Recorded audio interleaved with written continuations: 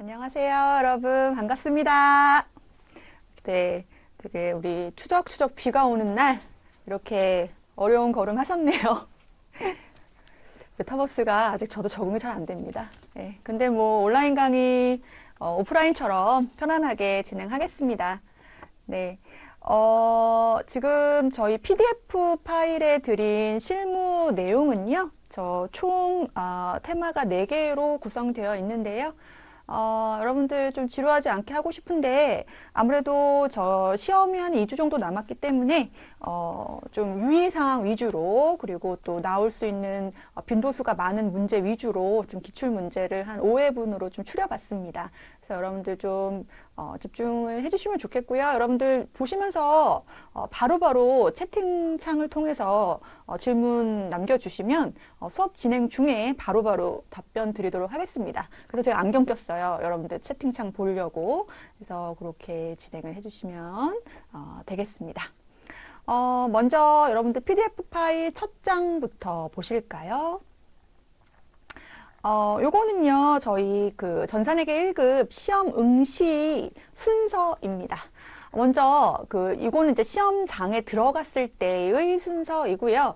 여러분들은 시험장에 가기 전에 준비하셔야 될 것이 있죠. 먼저 수험표, 신분증, 계산기 꼭 준비해 가셔야겠습니다. 수험표가 만약에 프린트가 안 됐다. 그러면 시험장에 조금 일찍 도착하셔서 본부에서 좀 요청을 할 수는 있겠습니다. 그런데 이왕이면 좀 프린트를 미리 해 가셔야 될 것 같고요. 그리고 또 계산기와 신분증 좀 가져가셔야 될 것 같습니다. 특히 신분증이 없으면 국가공인 자격증이기 때문에 시험을 응시할 수가 없습니다. 그래서 신분증 꼭 챙겨 가시도록 하겠습니다. 시험장 또 가실 때요. 물론 여러분들 응시 접수하실 때 내가 원하는 시험장으로 접수하신 분들도 계시지만 만약에 자동으로 배정되는 곳으로 접수를 하신 분이 계시다면 장소 명확하게 확인하셔야겠습니다. 왜냐하면 또 같은 서울에도 좀 이름이 비슷한 장소가 있을 수 있기 때문에 그런 것까지 좀 꼼꼼하게 확인하시고 시험장에 2, 30분 전에 미리 도착해서 그 수험장에 수험 번호까지 확인하시는 거 우리 기본으로 알고 계실 거라 생각합니다. 우리 화면에서 시험 응시 순서를 먼저 보실 건데요.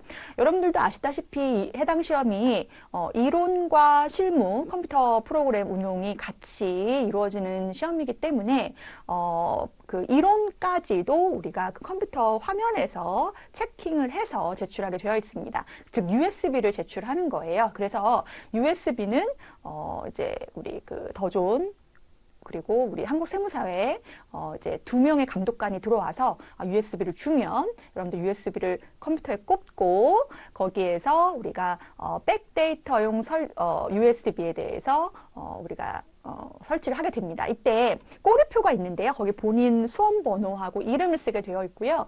또 시험지가 A형인지 B형인지도 체크를 하게 되어 있습니다. 그런데 보통 USB를 먼저 받을 때는 시험지를 받기 전이기 때문에 A형인지 B형인지 아직 몰라요. 그래서 우선은 이름하고 수험 번호부터 적어 놓으시고요. USB를 설치를 하고 내 컴퓨터, 그쵸? 예, 그리고 이제 백데이터 설치 프로그램 들어가셔서 TextExe 파일을 설치를 하셔야겠습니다. 이거 낯설지 않으셔야 돼요. 왜냐하면 시험 보기 전에 기출문제를 한국세무사회 기출문제 다운로드 받아서 설치하는 방법과 동일합니다.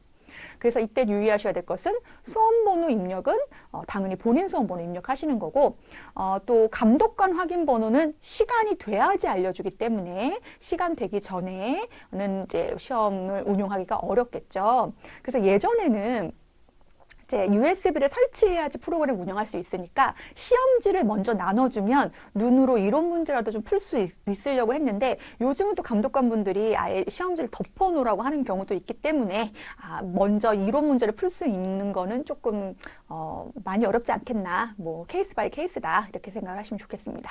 이제 시험지를 받게 되면 A형인지 B형인지 이제 알게 되겠죠. 그럼 또 체크 나중에 하셔야 되겠고요. 이제 그 안에서 이제 프로그램 운영을 하실 건데, 마지막에는 USB 저장을 누르시고 나오게 됩니다. 이때 이제 더존에 이제, 더존이 아니죠, 우리. 잠깐 더존이라고 얘기하면 안 되는데. 우리, 뭐죠, 갑자기 멘붕이 왔네요. 잠깐 더 좋으라고 하는 바람에 K랩 K랩 프로그램 담당자가 USB에 제대로 확인됐는지 여러분들이 나가고 바로바로 확인하기 때문에 만약에 프로그램 저장이 안 돼 있다 그러면 연락이 갈 수 있으니까 그건 괜찮으실 거예요. 그래서 USB에 저장하는 거는 크게 어렵지 않으실 것 같아요. 혹시 요 시험 응시 순서 및 방법에 대해서 궁금한 거 있으실까요?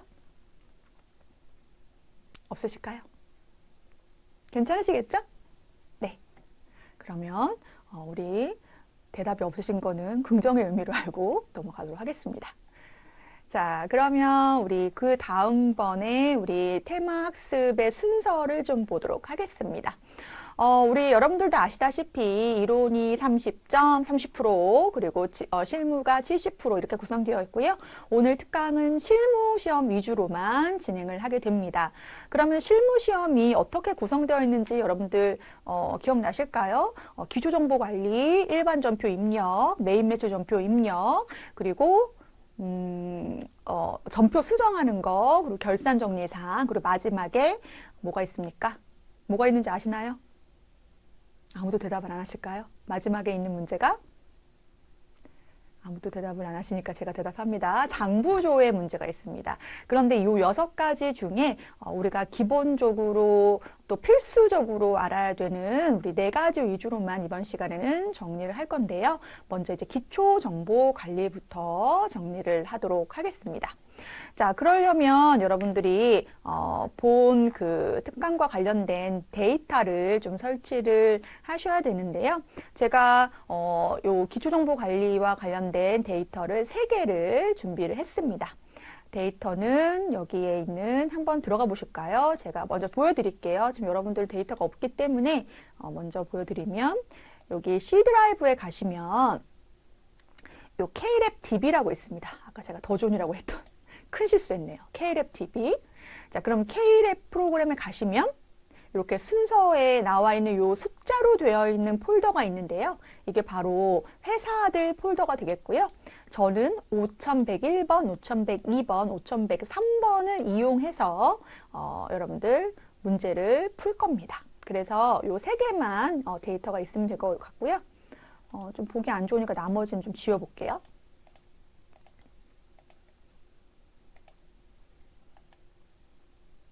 삭제. 네, 지우고요.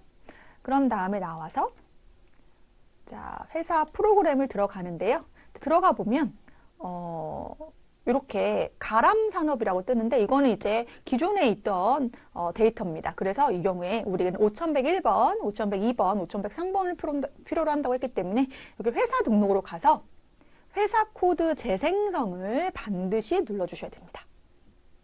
그러면 5101번, 5102번, 5103번으로 데이터가 불러와지는데요.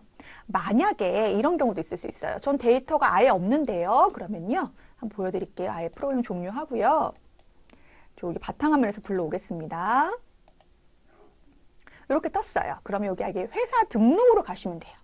회사 등록으로 가셔서 회사 코드 재생성 눌러주시면 아까 C 드라이브에 있었던 K랩 DB 그리고 거기 K랩 안에 있는 5101번, 5102번, 5103번의 회사가 이제 불러와지게 되겠습니다. 자, 그래서 요거와 관련된 문제를 보도록 할 건데요. 자, 여러분들 이제 화면 중심으로 보시고요. 자, 그럼 다시 로그인 할까요? 자, 먼저 우리 합격 상사, 여기 보시면 합격 상사라고 보이실까요? 이 합격 상사부터 들어가서 보도록 하겠습니다.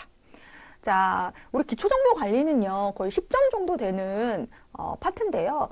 사실 기초정보 관리에서는 여러분들이 마지막에 나오는 문제 제외하고는 거의 다 입력하시고 다 점수를 획득하실 수 있을 거라고 생각하겠습니다. 자, 먼저 사업자 등록증과 관련된 수정 문제입니다. 수정하거나 추가하는 문제들이 나오긴 하는데요. 보통 이 사업자 등록증이 나오는 문제는 2가지 유형이 있겠습니다. 어떤 유형이 있습니까? 하나는 본인 회사 수정하는 문제 아니면 거래처를 등록하는 문제 이렇게 2가지로 나눌 수가 있겠는데 해당 문제는 지금 보시면 사업장을 이전하면서 새로 교부받았다라고 되어 있기 때문에 우리 회사를 수정하는 문제라고 보시면 되겠습니다. 그래서 합격 상사 들어가셔서 회사 등록 누르시고 자, 지금 보시면 사업자 등록증을 이제 보시는 거예요. 사업자 등록증의 내용과 요 기존에 입력되어 있는, 기입력되어 있는 데이터와 다른 점을 보셔야 되는데, 보시면 사업장 주소를 이전했다라고 되어 있기 때문에, 아, 사업장 주소를 수정하는 문제겠구나, 라고 여러분들이 판단 내릴 수 있겠죠. 그래서 요 서울특별시를 그대로 쓰면 되겠네요. 서울특별시 서초구 서초동 1321-6 이거는 뭐 서초 그리고 여기 밑에다가 서초 동아타워 그대로 예, 이렇게 되고요. 이렇게 사업장 주소 수정하는 문제가 나오면 요 몇 번 문제 수정하는 문제 나오면 6번 문제 수정하는 문제가 나오면 21번도 꼭 같이 보셔야 됩니다. 여러분 사업자 등록을 하는 이유는 무엇입니까? 바로 관할 세무서가 결정되기 때문인데요. 따라서 사업장 주소에 따라서 관할 세무서가 어딘지를 보셔야겠죠. 우리는 어디로 수정하시면 됩니까? 서초로 수정하겠습니다. 또 우리 사업자 등록증 보시니까 업태하고 종목을 추가해야겠는데요. 업태에 도소매 추가하시고 종목에 이제 무역 추가하시면 되겠습니다. 그래서 저장까지 마무리하겠습니다. 지금 보면 본점 관할 세무서도 수정해 줄까요? 서초로? 네, 서초로 수정하겠습니다. 이렇게 수정하고 수정한 데이터 확인하시고 바로바로 나오시겠습니다. 뭐 요거는 여러분들 어렵지 않으시죠? 네, 바로바로 좀 쉬운 거는 그냥 좀 바로 넘어가고 이제 조금 어려운 거나 중요한 거 위주로 우리 수업 진행하겠습니다. 자, 2번 보시면 이번에는 거래처 등록하는 문제인데요. 이제 카드 회사입니다. 거래처 등록하는 문제에서는 여러분들이 당황하실 수 있는 거 먼저 위주로 설명을 드리면 거래처를 입력하는 탭이 일반 금융, 신용 이렇게 세 가지로 나뉜다는 겁니다. 즉 이것은 이제 코드별로 구분이 되어 있기 때문에 지금 우리가 등록할 것은 신용카드잖아요. 그럼 신용카드를 일반 거래처에서 등록하려고 하면 즉 우리 몇 번입니까? 99900이라고 치면 딱 이렇게 떠요. 그러면 당황하지 마시고 아 9799까지만 입력하라는 얘기구나 라고 확인하시고 다시 정신을 우리가 차리고 어디로 들어갑니까? 신용카드로 들어가면 되겠습니다. 99900 자 현대카드 자 지금 무슨 카드냐면요 우리가 매출카드입니다. 매출은 이제 가맹점 번호로 입력하겠습니다. 564002314 제가 안경을 여러분들 그 메시지 잘 보려고 썼는데요. 노안이 와서 안경을 쓰면 멀리 건 잘 보이는데 가까이 있는 건 안 보이는 좀 안타까움이 있습니다. 네, 근데 여러분들이 아무도 질문을 안 해주셔서 제가 안경을 벗는 게 나을지 고민하겠습니다. 자, 그러면 이번에는 3번 문제를 바로 갈게요. 자, 데이터를 입력하셨으면요. 자, 고민하지 마시고 닫기 나오십니다. 닫기 띄워놓지 마시고 자, 이번에는 전기말 거래처별 채권 채무에 대하여 거래처 누락분을 추가 입력하시오. 그리고 오류는 수정하시오. 라고 되어 있습니다. 지금, 채권이라는 말이 좀 빠졌네요, 여러분. 채권, 채무, 이렇게 되어 있는 겁니다. 이게 무슨 얘기입니까?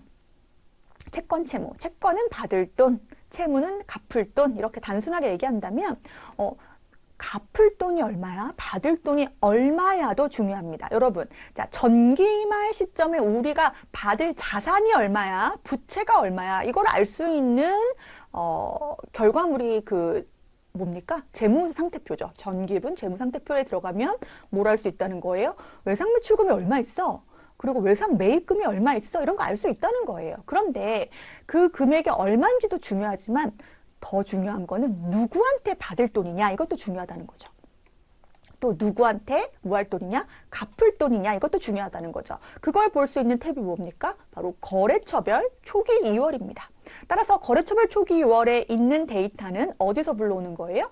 재무상태표에서 불러오는 거예요. 조금 전에 우리 재무상태표 들어갔었죠? 자, 불러오기 누르면 전기분 재무상태표에서 데이터 불러오겠다라고 뜹니다. 따라서 전기분 재무상태표에 데이터가 없으면 이렇게 거래처별 초기 2월 데이터도 없다고 보시면 되겠습니다. 그럼 여기 외상매출금 클릭해 볼까요? 외상매출금 클릭해 봤더니 자, 4,860만 원이 떴는데 이 4,860만 원이 하늘상사, 미림상사 그리고 에이스 커퍼레이션에서 받을 돈이다. 회수할 외상 매출금이다라고 알 수 있는데 얘를 뭐 하라는 거죠? 수정하라는 겁니다.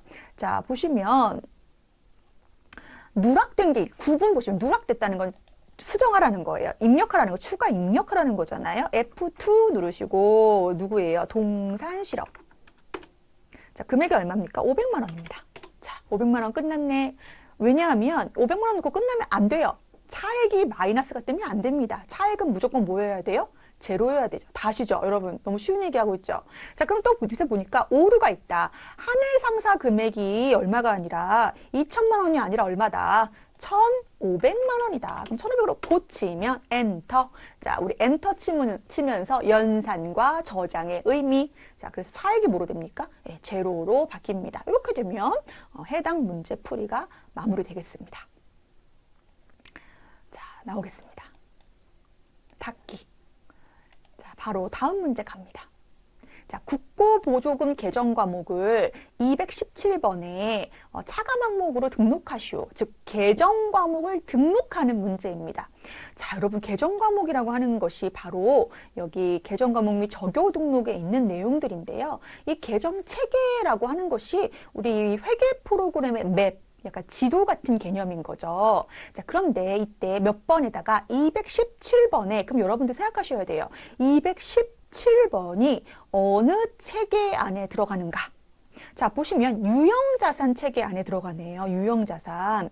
유형자산 중에 요 217번에다가 여기 오른쪽에서 바로 입력합니다. 뭐라고 입력하라고 되어 있냐면 국고보조금이라고 입력하라고 되어 있습니다. 자, 국고보조금이 뭡니까, 여러분? 국고보조금. 국가가 어떤 정책적 목적으로 기업에 지원해 준 것을 국고보조금이라고 하는데요. 실무상의 이 국고보조금의 성격은 좀 여러 개가 있습니다. 예를 들어서, 부채 형식으로 국고 보조해 주는 경우, 그 부채라고 하는 것은 나중에 해당 금액을 갚아야 할 의무가 있다는 거기 때문에 지금 이 217번 국고 보조금이면 안 되는 거죠. 그건 부채와 관련된 계정으로 가야 되는 거죠. 또 어떤 계정에 그 국고 보조금이 있냐면 지원을 해주는데 어떠한 그 갚을 의무가 없이 그냥 무상으로 지원해 주는 경우, 그러면 이 경우에는 수익 계정이 될 수도 있습니다. 그런데 지금 해당 국고보조금은 뭐라고 되어 있냐면 기계장치 계정 과목에서 차감하라고 되어 있습니다. 자, 그러면 성격이 차감인데 이건 뭡니까? 이것은 국고보조금의 성격이 기계장치와 같은 유형자산을 취득해야지만 국고에서 보조해 주겠다라고 하는 조건부 국고보조금이 되는 것이고, 그런데 또 질문을 하셔야 돼요. 제가 질문 다 하겠습니다. 국고보조금이 왜 차감이냐? 이것은 기계장치를 구입을 할 때 우리가 그것을 사용하면서 여러분들 혹시 기억나십니까? 감가상각을 하게 되고 나중에 이것을 감가상각 누계액으로 처리합니다. 즉 그것이 이제 차감 효과가 나는 건데 그 기계장치에. 그러면 감가상각한다는 것은 그의 감가상각 비처리한다는 개념입니다. 여러분, 비용 처리하면 어떻게 되나요? 회사 입장에서는 어떻게 되나요? 질문 좀 이상한가요? 자, 그러면 국가 입장에서는 기업이 비용 처리를 하면 어떻게 되나요?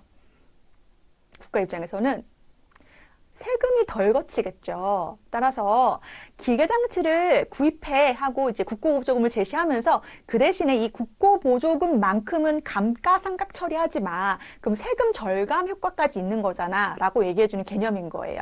사실 국고보조금과 관련된 건 이제 전산세무 2급, 전산세무 1급에서 주로 나오게 되는 건데, 이제 전산에게 1급에서 국고보조금 나온다. 그럼 요 정도로 나오는 겁니다. 이렇게 등록하는 문제. 그래서 차감인데 누구에 대한 차감이다? 기계장치에 대한 차감이다. 기계장치에 대한 차감이다. 이렇게 차감으로 설정하는 이유가 뭐라고요? 나중에 이만큼 국고보조금으로 잡힌 만큼은 감가상각 처리하지 말아라 라는 개념으로 이렇게 처리한다. 너무 깊숙하게 설명했나요? 네, 그런 개념입니다. 여기서는 그런 의미 몰라도 입력하면 돼요. 그죠? 네. 그래서 이렇게 기계장치까지 넣어주시면 되겠습니다. 그래서 보시면 차감 성격 206번에 걸려 있죠. 그럼 206번이 뭡니까? 즉 기계장치죠. 보시면 기계장치에 대한 감가상각 누계액도 차감 성격인데 몇 번에 걸려 있습니까? 206번에 걸려 있습니다. 그래서 국고보조금이 이러한 성격이 있구나. 그 정도 기억을 하시면 되겠습니다. 닫기. 자, 이번에는 5번 문제 보도록 하겠습니다. 자, 전기분 재무상태표를 검토한 결과 다음에 오류 및 누락이 발견되었다. 전기분 재무제표를 수정하시오. 요 문제가 여러분들 뭐 수능에서의 뭐 킬러 관련된 문제 뭐 내지 말라고 했는데 우리 전산회계 1급에서 특히 기초정보관리에서 요 문제 나오면 다들 힘들어 하시더라고요. 그래서 요거 이번 시간에 좀 설명을 드리겠습니다.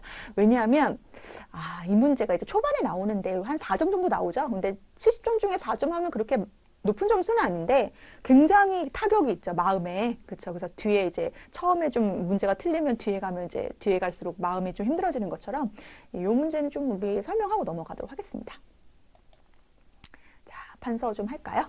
자, 앞으로 나올게요. 자, 지금 보시면 어떻게 설명할까요? 자, 또 조금 몇 명 더 들어오셨네요.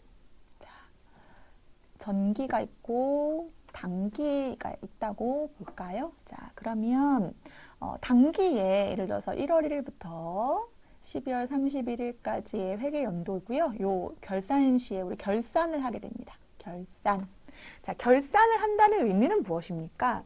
자, 우리가 이 회계 연도 동안에 입력된 자료가 있습니다. 그 입력된 자료를 우리가 거래가 발생한 다음에 뭐 한다고 합니까? 예, 분계하고 전기해서 자, 결산을 통해서 완성되는 게 바로 뭐가 됩니까? 출력물이 바로 재무제표가 되는 건데요. 이 재무제표를 작성하는 순서가 있겠습니다. 작성하는 순서가 있어요, 여러분. 첫 번째 뭐부터 만들어야 되냐면 제조 원가 명세서부터 만들어야 돼요.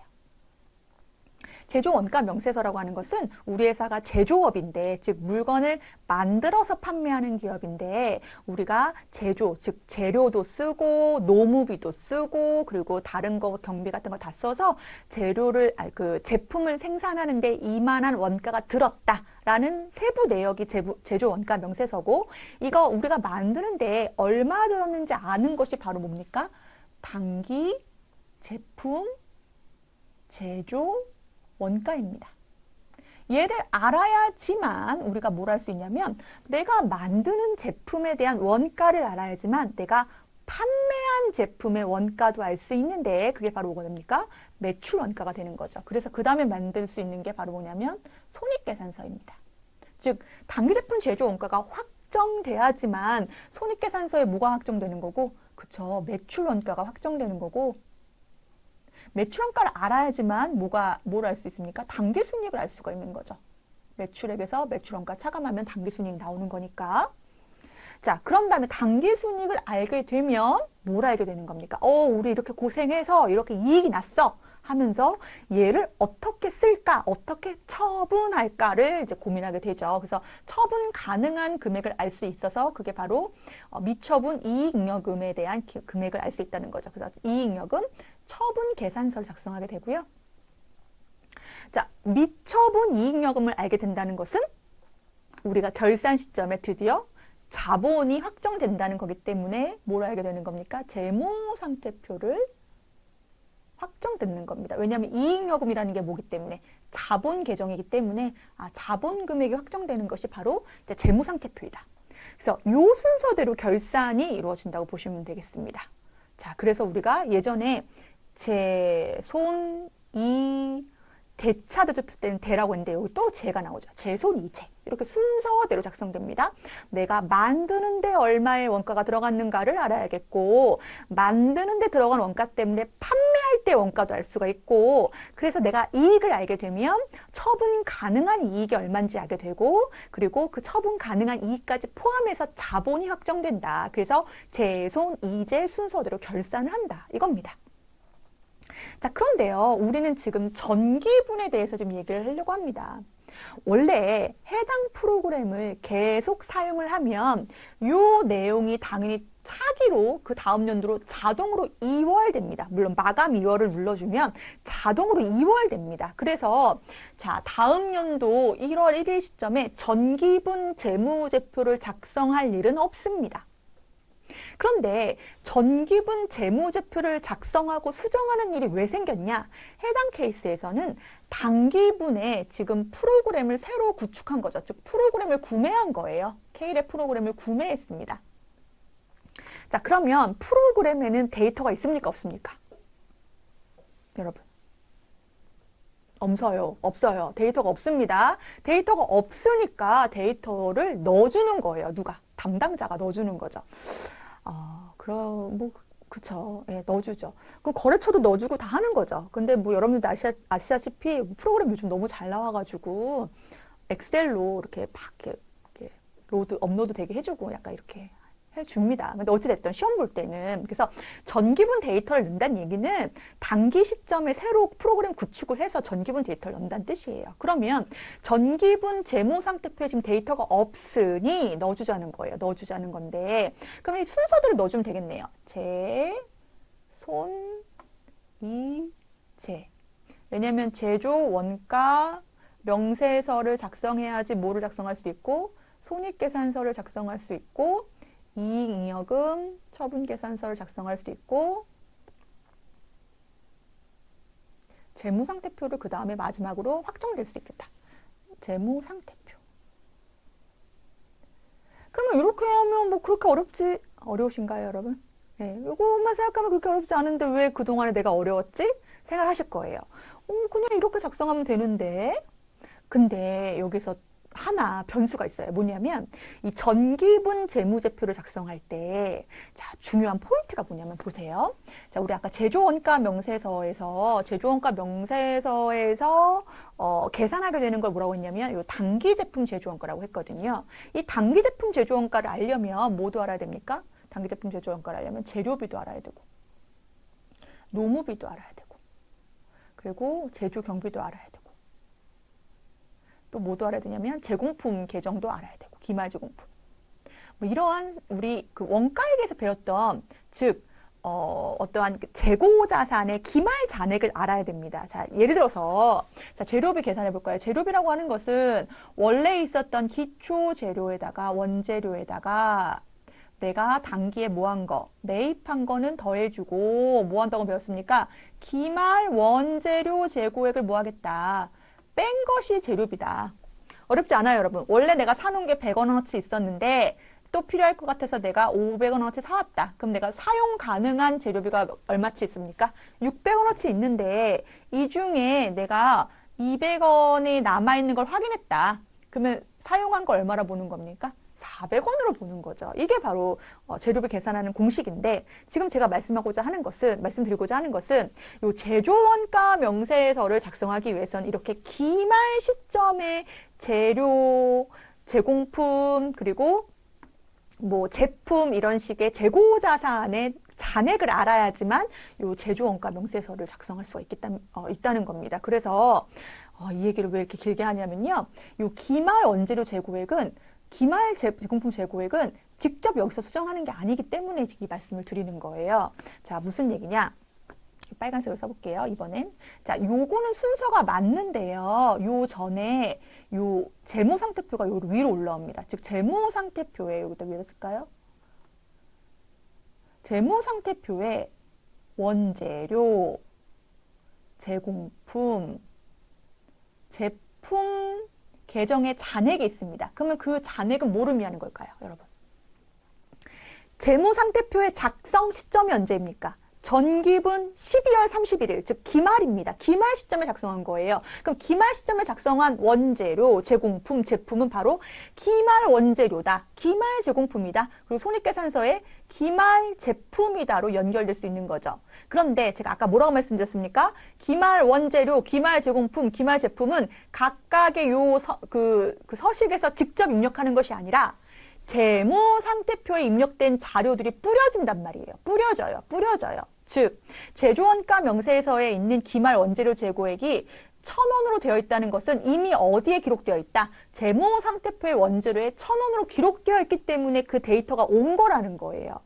그래서 여러분들이 요 제공품, 제품, 그리고 원재료와 같은 재고자산과 관련된 문제가 나오면 어디서부터 수정해 주셔야 되냐면 이 재무상태표에서 수정을 해주셔야 되고요. 그 수정한 내용이 여기 반영되게 되어 있다. 각각의 제조원가 명세서와 손익계산서에 반영되게 되어 있고 또한 또 중요한 거 제조원가 명세서, 손익계산서, 이익여금 처분계산서, 재무상태표는 서로 다 뭐 되어 있다. 연결되어 있다. 왜냐하면 첫 번째, 제조원가 명세서의 금액이 어디로 반영되고, 손익계산서에 반영되고, 그리고 손익계산서의 이익여금 금액이 어디 반영되고, 이익여금 처분계산서에 반영되고, 요 순서가 있다는 겁니다. 그래서 오늘 요 관련된 예제를 한 3개 정도 풀어볼 거예요. 3개 정도 풀어볼 건데요. 여러분들이 풀어보시고, 아, 정말 이거는 나의 그 스타일이 아니다. 요 문제는 내가 4점 정도 나오는 건 나온다면 난 미련없이 포기를 하겠다. 라고 해도 오케이인데요. 그래도 이왕 우리가 이러한 그 시간을 갖게 됐으니까, 한번 도전해보고, 알아보고, 여러분들이 이번 시간을 통해서 요 문제, 아, 별거 아니네. 근데 요 문제를 알면 좋은 점이 뭔지 아세요? 우리가 사실 요 순서, 요 결산 순서가 우리, 한국세무사의 시험에서는 시험 범위가 아닙니다. 우린 결산 수정 분께서 끝나버려요. 즉, 본결산을 안 해버려요. 근데 이 본결산에 대한 이해가 요 전기분 재무제표 순서에서 이 기저로 깔려 있는 거라고 보시면 되겠습니다. 그래서 오히려 역으로 얘기하면 요 본절차의 개념, 결산 본절차의 개념을 시험에서 보지 않기 때문에 요 전기분 재무제표와 관련된 요 순서가 낯설다, 생경하다 이렇게 이해하시면 좋겠습니다. 그래서 오히려 내가 이 전기분 재무제표의 순서에 대해서 이해도가 좀 생기면 나중에 실무에 나가서 결산 본절차에 대한 이해도도 연결된다. 이렇게 좀 이해하시면 좋을 것 같습니다. 가볼까요? 그러면 문제풀이로? 네. 자, 그러면 자 보세요. 자, 전기분 재무제표를 검토한 결과 다음에 오류 및 누락이 발견되었다라고 되어 있습니다. 자, 그럼 여기 전기분 재무제표 수정하시오로 되어 있는데요. 손익계산서 항목이라고 되어 있는데 이거 조금 잘못되어 있는 것 같아요. 왜냐하면 접대비 전력비라고 되어 있으면서 영업부 생산부로 되어 있거든요. 그럼 여러분들 이거 구분하셔야 돼요. 우리 시험 볼 때, 우리 프로그램 배울 때 생산부서에서 사용하는 원가는 제조 원가 코드 몇백 번대, 500번대 이렇게 배웠고 우리 영업부서 판관비 코드는 몇백 번대, 800번대 이렇게 배웠습니다. 그럼 영업부서에서 입력하는 요 800번대 코드는 여러분들 어디서 입력하는 겁니까? 손익계산서에서 입력하는 거고요. 그리고 생산부서에서 입력하는 이 500번대 코드는 어디다 입력하는 겁니까? 그쵸? 제조원가 명세서에서 입력하는 겁니다. 제조원가 명세서. 그럼 여러분들 지금 수정하는 문제가 나왔을 때 제조원가 명세서도 들어가야 되고 손익계산서도 들어가야 돼요. 또 한 번 더 바꿔서 얘기해 볼까요? 손익계산서도 들어가야 되고 제조원가 명세서도 수정해 줘야 돼요. 그러면 뭐부터 수정해야겠습니까? 아무도 답변을 안 안경 벗을까 봐요. 네, 의미가 없어요. 뭐부터 아우 감사합니다. 민지님 감사해요. 아 진짜 힘이 납니다. 제조원가부터 수정해야죠. 맞습니다. 제조원가 갈까요? 제가 원래 좀 제조원가 가겠습니다. 자 그러면 제조원가 없는데요? 보시면 여기 전기분 원가 명세서가 제조원가 명세서입니다. 전기분. 여기 들어가시면 아니 되옵니다. 여기는 당기분입니다. 우리가 전기분이기 때문에 직접 입력한다고 얘기했습니다. 자, 전기분 제조원가 명세서 들어가셔서 보시면 자, 지금 전력비가 누락되어 있다고 했거든요. 그럼 여기다가 누락되어 있다고 했는데 그럼 여기 지금 입력되어 있네요. 얼마가 80만 원이 누락됐다고 했어요. 그러면 이거를 205만 6천 원으로 수정합니다. 자, 엔터 누를 때 뭐가 바뀌는지 한번 보세요. 요 단기 제품 제조원가가 바뀝니다. 엔터 누릅니다. 엔터. 그러면 단기 제품 제조원가가 얼마로 바뀌냐면 150, 809, 600 이렇게 바뀝니다. 150, 809, 600 이렇게 나뉘는데요. 바뀌는데요. 펜이 없네요. 저 지금 적어놔야 될 것 같은데. 그런데 자, 요 금액이 또 어디로 가는지 생각해 볼게요. 여러분 어렵지 않아요. 자, 이게 뭐를 의미한다고요? 우리가 만드는데 제품을 생산하는 데 들어간 원가예요. 진짜 원가. 근데 이제 그 다음에 우리가 그 다음 단계 어디로 갈 거냐면 손익계산서로 갈 건데 손익계산서는 그 다음 단계예요. 여러분 만들었으면 뭐 해야 됩니까? 민지님 뭐 해야 돼요? 만들었으면 뭐 해야 됩니까? 우리가 모여서 하는 이유가 있을 거예요. 안 그러면 여러분들 그냥 동영상 유튜브도 많은데 보시면 되죠. 그죠? 뭐 해야 됩니까? 만들었으니까. 입력하는 시간이 걸리시죠? 아무도 입력 안 하시는데. 모르겠어요? 아니, 만들었으니까. 여러분, 우리 구슬 깨가지고 목걸이 만들었어요. 만든다. 그렇죠. 판매하셔야죠. 도마뱀님. 이거 재밌네요. 우리 인원이 많이 안 모여가지고 다음에는 못할지도 모른다고 팀장님이 그러셨는데 재밌으니까 좀 같이 좀 하자 그랬으면 좋겠네 앞으로도. 여러분 팔아야죠. 팔려면 판 원가가 뭡니까? 판매한 원가를 매출 원가라고 하거든요. 그래서 요 150, 809, 600을 자 어디로 들어가냐면 여기 보시면 여기 네 어디로 갑니까? 이번에는 손익계산서로 가셔서 매출 원가를 가보셔야 돼요. 매출 원가. 우리 원가액의 문제 풀 때도 되게 많이 하는 것 중에 하나가 매출 원가가 얼마냐 이런 문제 많이 나오면 요 데이터에 나와 있습니다. 기초제품 재고액 더하기 단기제품 제조원가 그리고 기말제품 재고액 차감한다. 요 공식 배우셨잖아요. 그럼 여기서 단기제품 제조원가가 아까 금액이 바뀌었어요. 얼마로 바뀌었습니까?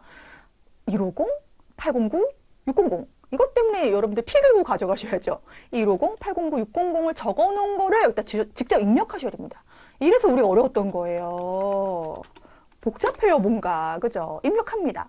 입력했더니 뭐가 바뀝니까? 매출 원가라고 하는 매출액에서 매출 원가 차감하는 금액이 확인 누르는 순간 바뀌면서 뭐가 바뀌어요? 당기순이익이 바뀐 거죠. 그쵸? 당기순이익이 바뀝니다. 당기순이익이 바뀌었습니다. 자, 그 다음 단계 어디로 갈까요?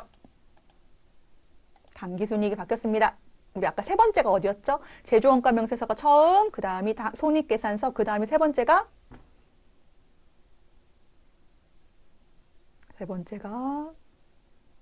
네, 맞습니다, 보미님. 잉여금 처분계산서로 갑니다. 그런데 이때는 다행이에요. 요 단기순이익이 바뀌었는데요. 단기순이익을 바뀌는 건 자동으로 불러올 수가 있습니다. 그렇지만 금액이 잘 들어왔는지 확인할 수가 있어야 돼요. 불러오기 누르고 예 누르면 그렇죠. 미처분 이익용이 바뀝니다. 이거 개념 어렵지 않아요, 여러분. 이런 거예요. 전기에 넘어온 처분하지 않은 이익이 있다. 이거 좋은 거예요. 우리 왜 월급이 쌓이잖아요. 그럴 일은 저는 그런 적이 많이 없지만.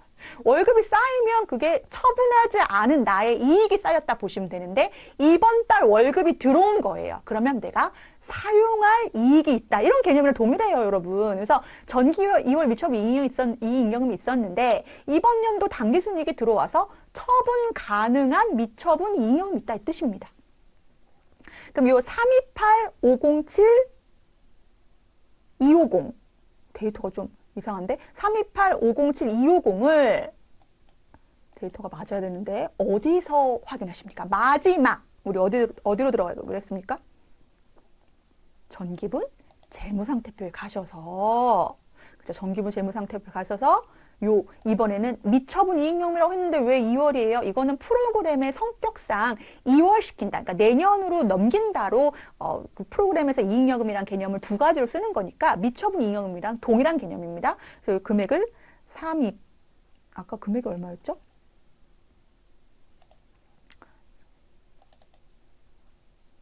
네, 저장된 데이터. 아니요. 우리 일로 들어오면 안 돼요. 여러분 전기분으로 가셔야 돼요. 328, 507, 250 328, 507, 250 이렇게 나오는데 지금 금액이 이렇게 나오면 안 돼요. 이게 제로로 나와야 되거든요. 그러면 제가 뭐가 틀렸는지 한번 확인해 보겠습니다. 제가 집에서 할 때는 진짜 맞았거든요, 여러분. 그럼 뭐가 잘못된 거예요. 아까 전력비를 제가 잘못 입력했나요? 전력비 80만 원. 50만 원의 차이가 나는데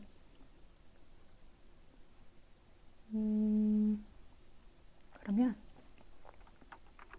지금 데이터가 아직 안 맞으니까 이렇게 바꾸겠습니다. 그래서 150, 309, 600으로 바뀌겠습니다. 제가 이 데이터는 맞춰서 다시 한번 공지할게요. 150, 309, 600 그럼 맞을 것 같아요. 손익계산서 가서 우리 어디 간다고요, 여러분? 요 금액이 어디로 간다고요? 손익계산서에서 잠깐만요. 매출원가에서 150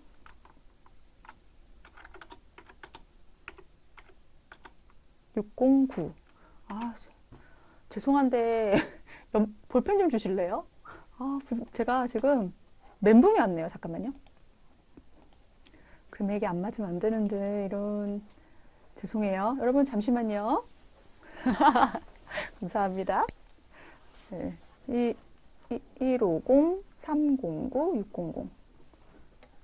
요 금액입니다. 단기 제품 제조 원가, 그리고 손익계산서에서 매출 원가로 들어갑니다. 매출 원가로 들어가셔서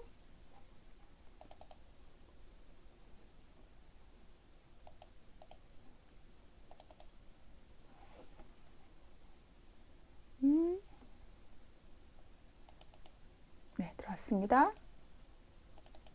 그래서 네, 150, 309, 600. 그래서 확인 눌러주고, 네, 요 금액 269, 599, 600을 그대로 어디서? 이익영업 처분계산서에서 불러오기. 예. 그래서 329, 예, 이 데이터가 맞아요. 329-007-250.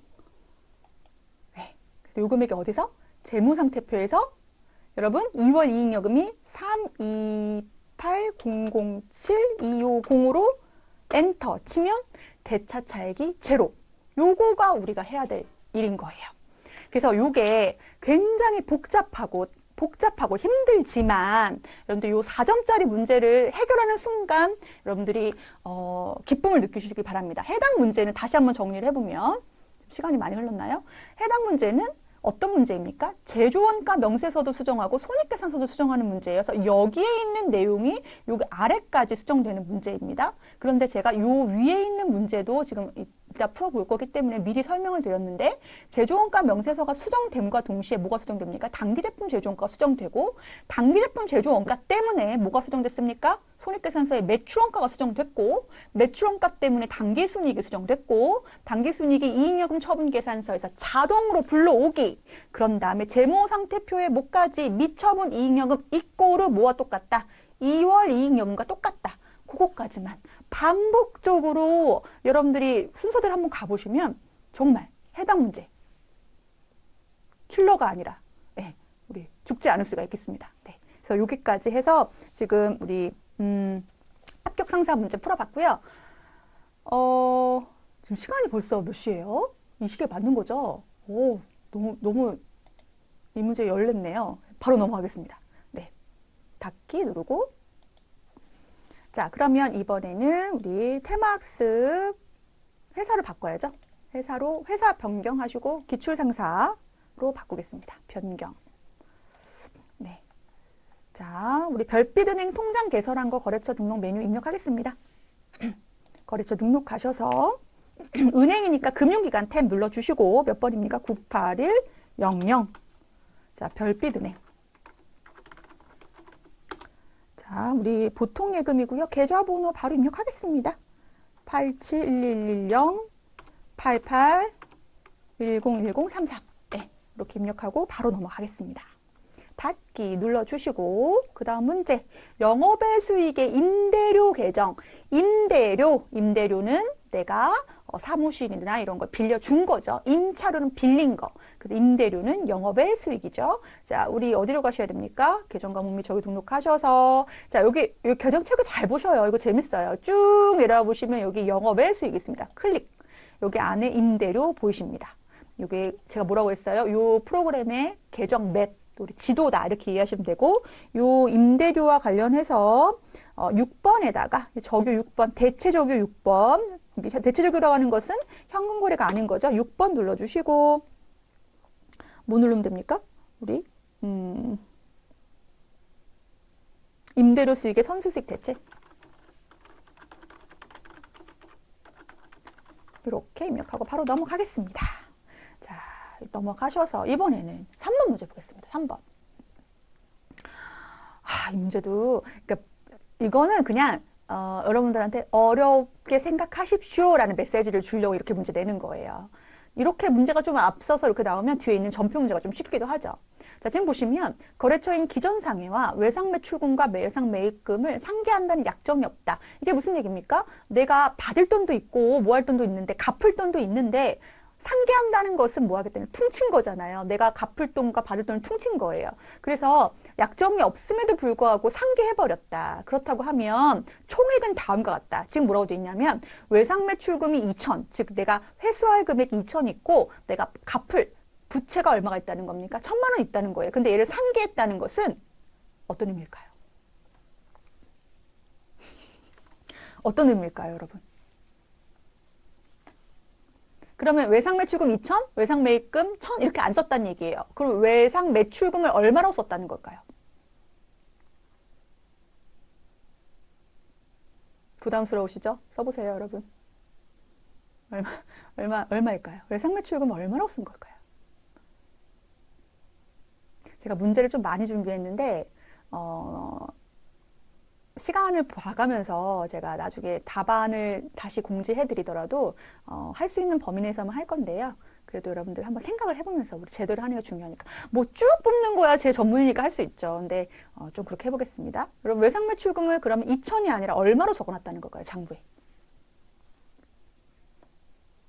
12분이 계신데 어느 분이 답을 해주실까? 좀 기다려 보겠습니다. 외상 매출금이 2천, 외상 매입금이 1,000이 있는데 얘를 3개 처리했다. 그러면 그렇다고 하는 것은 외상 매출금을 얼마로 기록했다는 뜻일까요?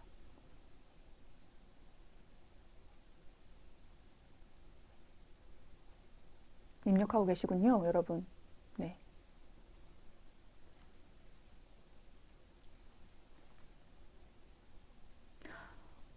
상기했다는 말이 어렵죠. 자, 자칼님, 자칼님이 저한테 받을 돈이 2천 있어요. 그리고 제가 저한테 갚을 돈도 1,000 있어요. 그런데, 그러면 얼마만 써놓으면 되겠네. 그럼 내가 너한테 얼마만 받으면 되겠네라고 썼다는 뜻이에요.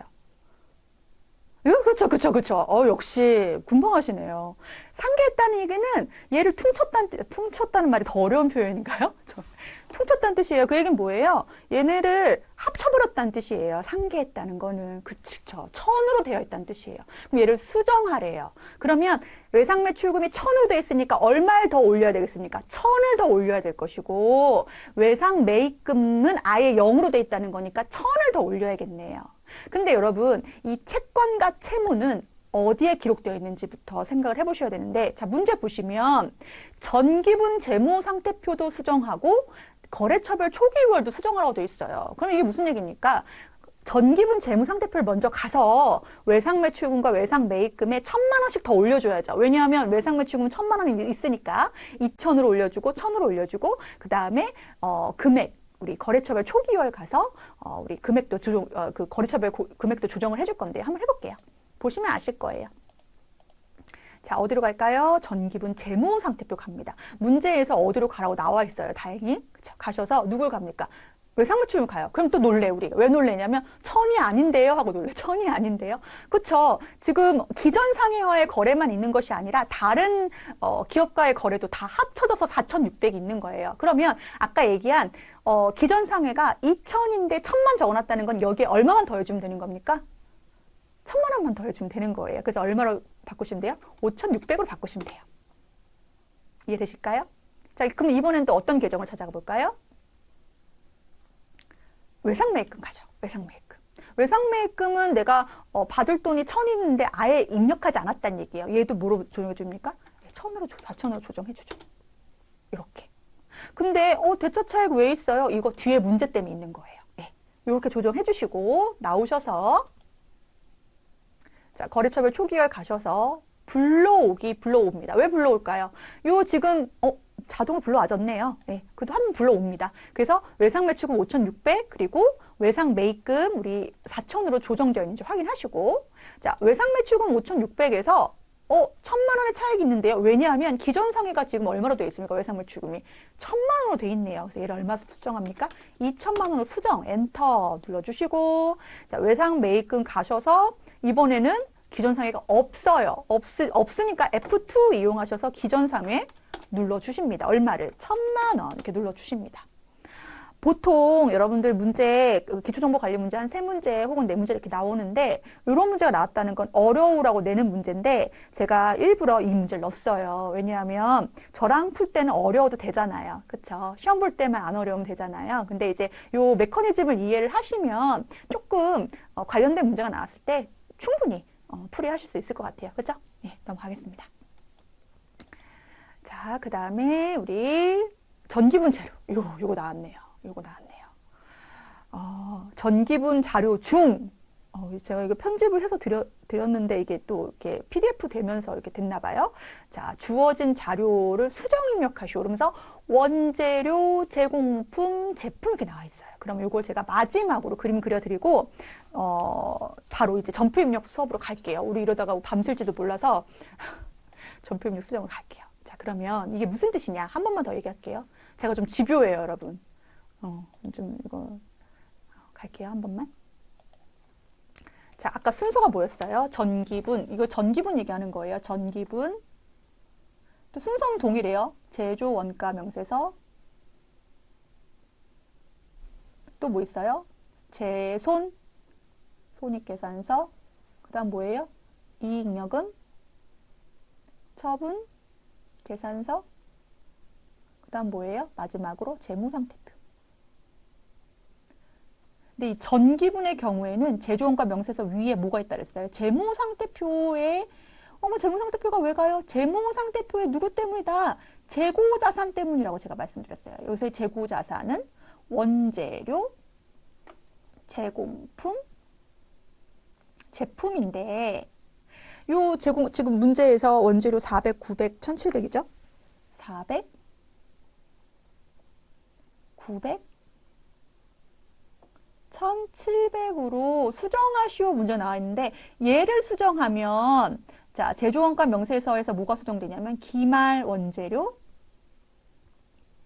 기말 제공품이 수정됩니다. 왜냐하면 요 금액이 그대로 오니까요.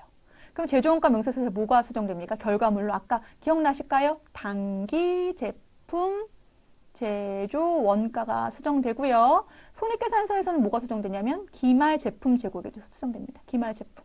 그럼 요 금액이 1700 그대로 이렇게 오거든요. 그러면 요거까지 반영돼서 뭐가 바뀝니까? 매출원가가 바뀌고 그리고 결국엔 뭐가 바뀌죠? 당기순이익. 요 당기순이익은 이익여금 처분계산서로 옵니다. 그래서 당기순이익이 와서 뭐가 바뀝니까? 미처분 이익잉여금이 바뀌고요. 재무상태표에 요 미처분 이익여금이 연결돼서 동일한 계정과목 이름이 뭐라고요, 여러분? 이제 안 물어볼게요. 이제 기초정보에서는. 요거 마지막으로. 요 재무상태표에 그 미처분 이익여금이 오는 계정이 뭐죠, 여러분? 오, 민지님! 최고! 2월 이익잉여금. 여러분 데이터 제가 진짜 맞췄거든요. 여러분들이 이렇게 방송하는 거라서. 근데 왜 아까 틀려가지고 또 떨리는데 다시 한번 보겠습니다. 그럼 요거 수정해볼게요. 어디가부터 가가지고? 재무상태표 가가지고. 가서. 자, 보시면 수정하시면 돼요. 자, 제품이 얼마다? 순서를 할게요. 원재료가 얼마다? 원재료가 350이 아니고 400이다. 그리고 제공품이 900이다. 아이고, 뭐 하는 거죠? 900이다. 그리고 제품이 얼마다? 1700이다. 이거 여기서 두고 가세요. 대차차 250 두고 가세요. 자, 수정했습니다. 전기분 재무 수정했고, 이제 순서대로 갑니다. 어디서부터 가냐면, 원가 명세서부터 가겠습니다. 원가 명세서에서 변경된 값이 적용되었습니다. 잘했어. 확인 눌러주시고. 그런데, 죄송해요. 제조원가 명세서부터 가야죠. 어디 가는 거예요? 제조원가 명세서부터 가야죠. 제조원가 명세서, 변경된 데이터 확인 눌러주시고, 자, 지금 보시면 원재료비 구할 때 요 기말제공품 재고액에 400이 들어가 있잖아요. 들어오세요. 아까 원재료가 400이었잖아요. 요 400 여기 들어온 거예요. 그리고 기말제공품 재고액 900도 들어왔네요. 그래서 9,200이구나. 여기 당기제품 제조원가 9,200이구나 확인하시고 어딜 가셔서 손익계산서 가셔서 9,200을 매출원가에서 확인하십니다. 얼마로 되어 있습니까? 과거의 가격으로 되어 있는 거예요. 얘를 9,200으로 수정하시고 확인 눌러주시면 요 당기순이익의 변동, 당기순이익을 어디서 불러옵니까? 이익여금 처분 계산서에서 불러오기로 불러와 주변 수정되면서 요 금액, 요 금액 177-079-324 요 금액이 되고 요 금액을 어디 가서 마지막으로 재무상태표 가셔서 아까 민지님이 얘기하셨던 2월 이익잉여금에다가 그대로 177-079-324를 눌러주면 대차차액 제로가 되는 요 순서와 관련된 제가 항상 집착하는 문제입니다. 왜 집착하냐면 학생들이 이해를 못하고 어렵다라고 자꾸 말씀을 많이 하셔가지고 여러분들 할 수 있다. 이걸 자꾸만 말씀드리려고 집착을 하게 되는데 오늘은 여기까지만 하겠습니다. 더 하면 진도가 안 나가니까 여기까지만. 지금 프린트에는 우리 테마학습 기초정보관리 더 있는데요. 네, 요거는 여러분들 직접 한번 해보시는 걸로 가름하고 넘어가겠습니다. 뭐 마지막 요 문제도 이인영 처분계산서를 완성하는 문제인데 처분하는 거 그냥 금액만 넣으시면 되니까요. 예, 나중에 제가 답안은 따로 한번 정리해서 드리도록 하겠습니다. 우리가 원래 오늘 8시 반까지잖아요. 나 시간 조정을 못했네. 여러분 우리 5분만 쉬시고 여러분 오늘 8시 반까지 8시 반 이후에 뭐 하세요? 저 9시까지 하면 혼나나요? 예. 하다 보니까 시간이 이렇게 가는 줄 몰라가지고 프로답지 못했네요. 원래 프로인데. 네, 그러면 지금 시간이 이 시계가 한 7분, 8분 됐는데 딱 8시 5분까지 쉬고 제가 전표 입력하는 것도 좀 잠깐 끊으면서 중요한 거 위주로 하면서 좀 넘어가도록 하겠습니다. 저는 이제 좀 다양하게 좀 깊게 설명을 하는 성향이 있다 보니까 좀 딥하게 갔는데 여러분 괜찮으세요? 어떠세요? 라이건님 괜찮으세요? 좋으세요? 좋은 거 우리만 알아서 되게 다른 과정은 막 100명씩 돌아왔대는데 부럽네요. 괜찮아요. 여러분이 계셔서 그나마 다행이에요. 비도 오는데 그죠? 그럼 5분만 쉬고 화장실 다녀오시고요. 저희 바로 전표 입력, 우리 전표 입력이 핵심이잖아요. 그래서 전표 입력 빨리빨리 좀 진행하면서 오늘 좀 마무리하도록 하겠습니다. 5분만 쉴게요. 네.